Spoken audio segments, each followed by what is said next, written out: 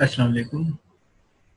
हमने last time ये question देखा था, क्वेश्चन नंबर 11। इसमें हमने जो है अब तक जो है डिस्क्लोजर और रिकंसिलिएशन बनानी नहीं सीखी। हमने सिर्फ ये देखा था कि इसमें कौन कौन से ऑपरेटिंग सेगमेंट हैं, और हमने जो है इसमें 75% का रूल भी देखा था। पहले मैं 75% का रूल रिवाइज कर देता हूँ, फिर उसके बाद हम इसके डिस्क्लोजर और रिकंसिलिएशन की तरफ जाएंगे।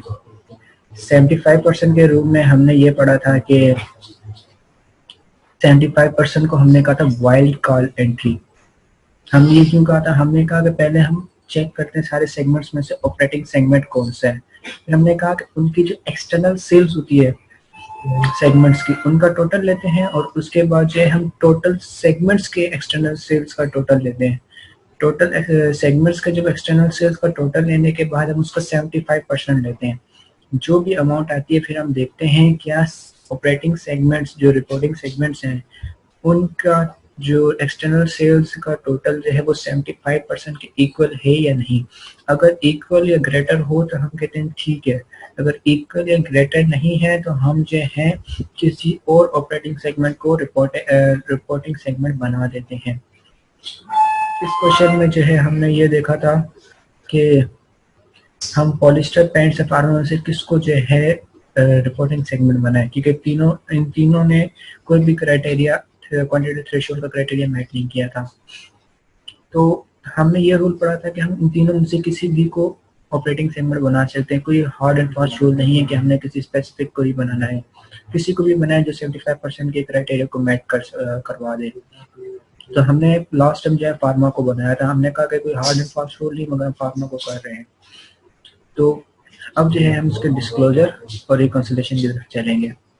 उससे पहले जो है हम इसके डिस्क्लोजर और रिकंसिलिएशन की तरफ जाने के लिए हम जो है इसका देंगे, ये होते हैं नोट्स में, और नोट्स नंबर हम कोई भी दे सकते हैं। It's better that we give the more above than 35 और 33। मैं 38 नंबर दे रहा हूँ, ठीक है। तो यहाँ पे हम जो है लिखेंगे डिटेल्स ऑफ रिपोर्टिंग सेगमेंट्स, ठीक है। ये इसकी हेडिंग दे देंगे। अब हम यहाँ पे क्या लिखेंगे, यहाँ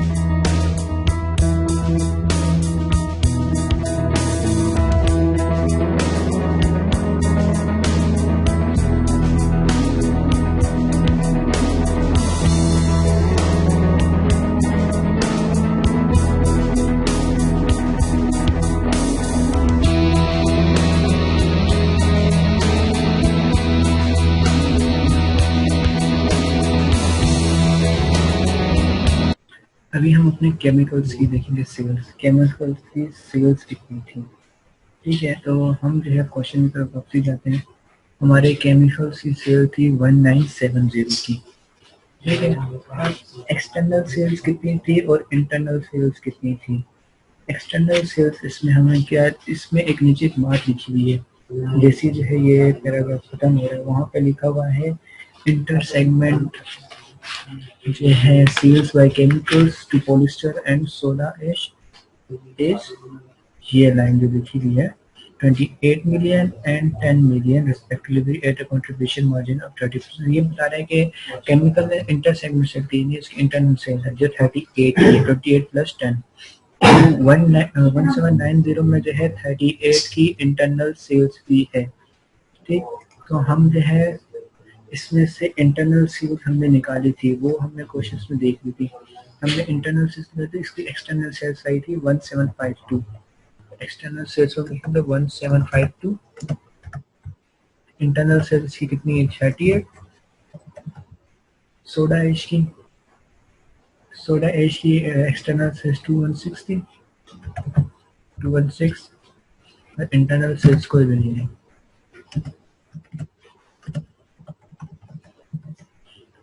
फार्मा की एक्सटर्नल 252, इंटरनल इसकी भी कोई नहीं थी, और बाकी अदर्स की जो थी उसको हम ऐड करें 227 और 247 को, 227 प्लस 247, ठीक। और इन सबका टोटल आ जाएगा,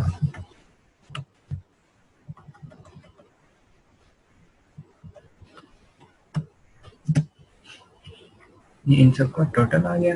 तो यहाँ पे 38 ही आ गया क्योंकि इनमें से किसी और की नहीं है।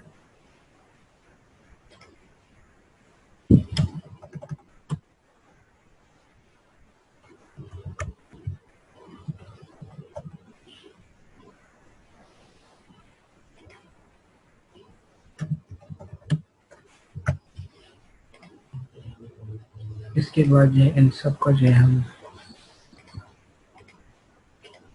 टोटल ले लेते हैं, तो ये आ जाएगा 1790, इनका 216, 252 और 47, इसका टोटल जब हम लेंगे इसका टोटल आया 2732। अब अदर मटेरियल इंफॉर्मेशन में क्या चीज़ आएगी, ठीक है। अदर मटेरियल इंफॉर्मेशन में हम जो है इनका ऑपरेटिंग पहले हमने एक्सपेंसेस है वो लिखेंगे 68 के, 63 इसके एक्सपेंसिव है, ये हमने नहीं लिखे हुए, 57 के इसके,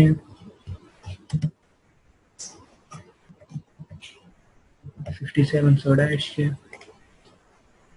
23 इसके फार्मा के 12 थे, 12 फार्मा के थे, बाकी जो भी है हम इसमें ऐड कर देंगे, कितने 23 और 16 का, 23 और 16 को ऐड कर देंगे 39। इन सब का भी हम टोटल ले लेंगे, 171 टोटल इनका आया। अब ऑपरेटिंग प्रॉफिट कैसे निकालेंगे। ऑपरेटिंग प्रॉफिट नेट प्रॉफिट को कहते हैं। हम जो है ग्रॉस प्रॉफिट में से ऑपरेटिंग एक्सपेंसेस को लेस कर देंगे, हमने यहाँ निकाले हुए हैं। केमिकल्स का है 1038 का 1038,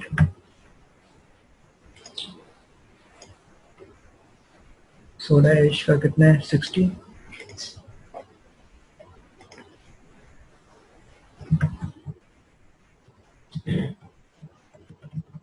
फार्मा का 19, तो उनका 25 प्लस 10 यानी 35। इनका टोटल कितना हुआ 1152, टोटल ऑपरेटिंग प्रॉफिट है 1152। ऐसे ही आप एसेट्स को भी चेक करेंगे, ये जो है ना आंसर है, मुफ्त के आंसर है, इन्हें जो हम मुफ्त में दे सकते हैं।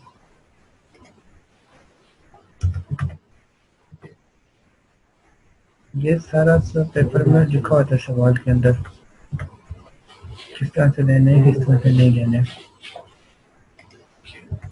सिर्फ वो देख कर हमें नोट ही करना होता है।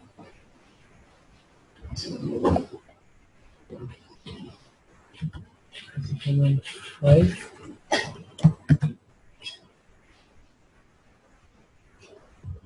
127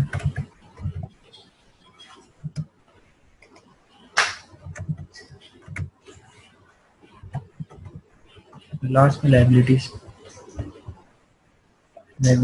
इधर नहीं दी हुई, लाइबिलिटीज यहाँ पर है। केमिकल की है 442,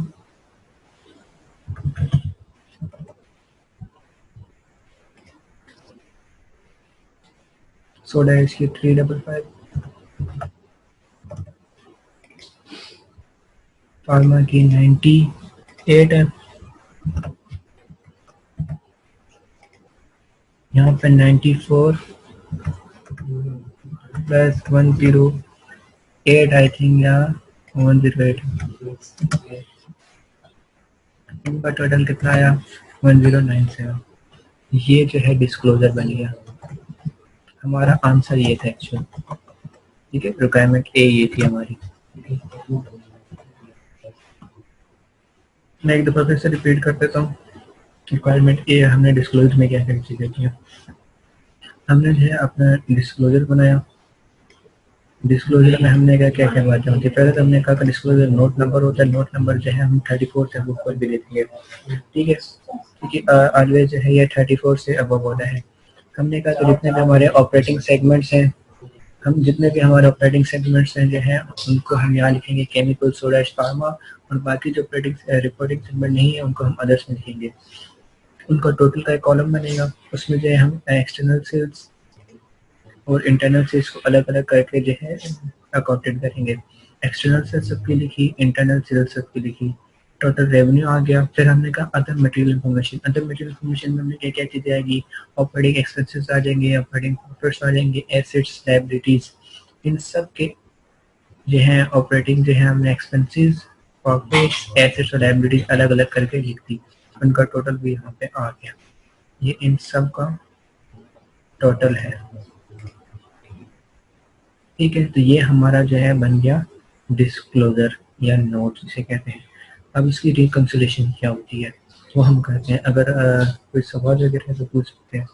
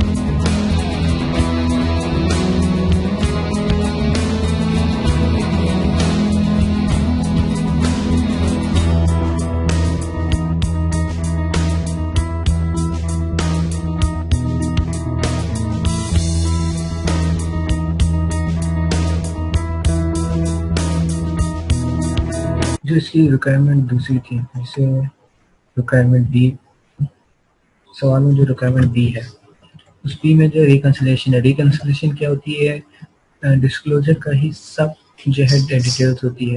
रिकंसिलेशन जो है रिपोर्टिंग सेगमेंट और फाइनेंशियल स्टेटमेंट्स के दरमियान जो डिफरेंस होता है उसको कवर करता है, हम उसके बारे में मुझे एक्सप्लेन करता है। नोट नंबर 38 दिया था मैंने, डिटेल्स ऑफ रिपोर्टिंग सेगमेंट्स यानी डिस्क्लोजर नोट्स जिसे हम कहते हैं, ठीक है। उसमें हमने ये चीज़ देखी किस तरह से बनाते क्या चीज़ें। उसके बाद जो रिकंसिलेशन होती है वो उसी नोट का सब नोट होता है, इसमें मैंने 38.1 का दिया, यानी कि ये 38 नोट का सब नोट है। Reconciliation between reporting segment and financial statements उसकी लिखी हुई है। उनमें क्या क्या चीज़ें होती हैं, रिपोर्टिंग सेगमेंट्स होते हैं, अदर देन रिपोर्टिंग सेगमेंट्स होते हैं, एलिमिनेशन ऑफ इंटरेस्ट सेगमेंट्स होते हैं, अदर एडजस्टमेंट्स होती है और टोटल होता है। इन सब का रेवेन्यू, एसेट्स और प्रॉफिट्स दिखते हैं। इस तरह अभी हम जो है करते हैं, देखते हैं। हम इन सब का जो है टोटल लिख देंगे रिपोर्टिंग सेगमेंट का। टोटल था 2694 में से हम लेस कर देते हैं 7, बल्कि है ये आएगा 2732 लेस 474। ये रिपोर्टिंग सेगमेंट्स के जो है रेवेन्यू आ जाएंगे टोटल। उसके अदर देन रिपोर्टिंग सेगमेंट्स के जो है रेवेन्यू वह है 474 और एलिमिनेशन कितनी होगी, 38 की एलिमिनेशन होगी, 38 निकलेगा। अदर एडजस्टमेंट्स वगैरह कॉलम हम बाद में देख लेते हैं। एसेट्स हमारे कितने हैं, वैसे ही करेंगे टोटल जितने हमारे बने थे operating segment, reporting segment operating segment के दोनों के। तो टोटल एसेट्स हमारे बने थे 1455, उसमें से मैं अदर वाले कॉलम के एसेट्स निकाल लेता हूँ। 242 जो थे ये हमारे पास आ गए रिपोर्टिंग सेगमेंट्स के एसेट, और दूसरा 242 अदर रिपोर्टिंग से। एलिमिनेशन क्योंकि एसेट्स कोई नहीं होते तो इसकी एलिमिनेशन क्या होगी, कुछ नहीं होगी। प्रॉफिट हमारा टोटल प्रॉफिट कितना था 152, उसमें से जो है मैं अदर का प्रॉफिट निकाल दूँ जो था 35, तो यह आ जाएगा रिपोर्टिंग सेगमेंट्स का प्रॉफिट और अदर का प्रॉफिट 35 का तो लिख दिया। इसी तरह ऑपरेटिंग एक्सपेंसेस कितने 171, उसमें से मैं निकाल दूंगा अदर वाले का 39 का और बाकी अदर का कितना गया 39। लाइबिलिटीज उसी तरह करूँगा, लाइबिलिटीज के साथ भी 1097 हमारे पास टोटल लाइबिलिटीज थी, उसमें से 202 लाइबिलिटी निकालूंगा अदर वाले की, 895 बन जाएगी रिपोर्टिंग सेगमेंट्स की, बाकी जो है अदर वाले की काम की। मैंने इस तरह से क्यों किया, इस तरह से मैंने ये करना आपको ये बताना चाहता हूँ कि सवाल के अंदर ही जो है पासिंग मार्क्स होते हैं, ये चीज़ें लिख के हम पास हो सकते हैं। इसमें अभी मैंने कुछ नहीं किया, ना सवाल मैंने ओपन भी नहीं किया, क्या ऊपर वाला डेटा पढ़ के नीचे मैंने पुट कर दिया, ठीक है। तो इस चीज़ के भी 2 से 3 नंबर मार्क्स है, पास होने के लिए छोटे छोटे मार्क्स बहुत होते हैं, सही है। तो अब हम क्या करते हैं, अब हम इसके आगे सवाल को जो है इस तरह से सॉल्व करते हैं। हम इसमें देखते हैं इसके मज़ीद चीज़ें। इसने कहा कि ऑपरेटिंग एक्सपेंसेस हैं 75 के, अब ये 75 के कहाँ आएंगे ऑपरेटिंग एक्सपेंसेस, अदर एडजस्टमेंट्स में आएंगे 75 के ऑपरेटिंग एक्सपेंसेस, ठीक है। और लायबिलिटीज और एसेट्स भी है हमारे पास जो कि किसी और सेगमेंट में नहीं गए। 150 के जो है हमारे एसेट्स हैं और 27 की हमारी लायबिलिटीज हैं। मैं लिखता हूँ 27 की लायबिलिटीज थी, 150 के एसेट्स थे, ठीक है। अगर हमारा ऑपरेटिंग एक्सपेंसेस 75 से बढ़े तो हमारा प्रॉफिट भी तो 75 से कम होगा। पॉइंट समझ में आया, एक्सपेंस अगर 75 से बढ़ा हुआ है तो हमारा अदर में 75 से प्रॉफिट भी कम हुआ होगा। ये लाइन फिर से पढ़ते हैं, ये लिखी हुई है operating expenses include KTL as head office expenses amounting 75 which have not been allocated to any segment, किसी और सेगमेंट में एक्सपेंस नहीं किए, यानी अदर वाला जो है एक्सपेंसेस है। एसेट और लायबिलिटीज थी 150 के एसेट्स से, 27 की लायबिलिटीज थी वो भी किसी में नहीं है। ठीक है, तो हमने जो है ये किया। ऑपरेटिंग सेगमेंट्स जो थे उसमें 75 का था, तो मैंने प्रॉफिट में 75 की लेस किया, इसलिए लेस किया क्योंकि उसके बाद और किसी में जो है प्रॉफिट में भी उतना ही कमी होगी जितने एक्सपेंसेस होते हैं, क्योंकि प्रॉफिट एंड लॉस अगर हम याद करें जो हमने जो है आईए में पढ़ा था, उसमें जो है हम कैसे बनाते थे अपनी पीएनएल की स्टेटमेंट। प्रॉफिट आता था ग्रॉस प्रॉफिट, उसमें से हम ग्रॉस प्रॉफिट में से अपने एक्सपेंसेस को लेस करते थे, हमें नेट प्रॉफिट आता था। ये एक्सपेंसेस इंक्रीज हुआ है ना, अगर मैं प्रॉफिट को लेस करूंगा, प्रॉफिट को जब लेस करूंगा तभी जो है मेरा जो नेट प्रॉफिट आएगा। इसलिए मैंने 75 का कहा था, अगर एक्सपेंस बढ़ता है तो 75 का जो है मेरा प्रॉफिट भी कम होगा। ठीक है, रेवेन्यू में अदर एडजस्टमेंट्स नहीं होती, अगर होती है तो हम लिख लेते हैं। अब इनका टोटल कर लेते हैं।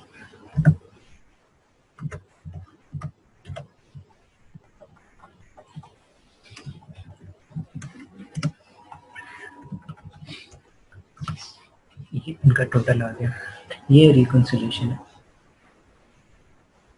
ये डिटेल्स रिपोर्टिंग सेगमेंट, ये नोट हो गया, ये रिकंसिलिएशन। अब इस सवाल को हम जो है एक दफा से फिर से देखते हैं। सवाल था कि ऐसे TNSA Limited a listed company is engaged in a chemical soda ash polyester paints and a pharma business. Results of each business segment for the year end 31st March 2015. Business segment से 5 chemical soda ash polyester paints और pharma, ठीक है, उनमें sales दी हुई थी, gross profit था, operating expenses थे, एसेट्स थे, लायबिलिटीज थी। उसमें लिखा हुआ था नीचे इस बॉक्स के बाद डिटेल्स के बाद inter segments sales by chemicals to polyester and soda ash is 28 and 10 million respectively at a contribution margin of 30%। ठीक है, तो ये एक डिटेल दी हुई थी कि उसमें था कि केमिकल्स की इंटर सेगमेंट इंटर सेल्स थी, इंटर सेगमेंट सेल्स थी, दोनों को जो भी एक ही बात है। उसके बाद उसने कहा ऐसे एक्सपेंसेस एक्स्ट्रा लायबिलिटीज जो इन सेगमेंट्स के नीड्स के अलावा कंपनी ने किए, ये कंपनी के पास तो इसके अलावा और भी जो होते काम जो सेगमेंट्स नहीं बन रहे होते। ठीक है, तो इसकी रिक्वायरमेंट थी, हमने एक नोट बनाना था और दूसरा रिकंसिलिएशन करनी थी। तो अब हमने क्या करना है, ये हमारे आंसर हैं। ठीक है, आंसर में पहले पेज पे हमने ये चीज लिखनी है, सेकंड पेज पे हमने ये लिखना है। नोट्स बनाया, रिकंसिलिएशन बनाई। नोट्स में क्या चीज आती है, हमारे रिपोर्टिंग सेगमेंट्स रो वाइज में जो हम लिखते हैं टोटल की, और यहाँ पे हम उसके external internal sales other material information लिख के यहाँ पे टोटल लिख देते हैं। ठीक है, रिकंसिलिएशन में क्या, total reporting segments, other reporting segments, elimination of inter segments और अदर एडजस्टमेंट्स आते हैं, और टोटल एक कॉलम बनता है, उनका रेवेन्यू से प्रॉफिट जो उतनी भी डिटेल दी होती है सारी यहाँ लिखकर हम एक्सप्लेन कर देते हैं।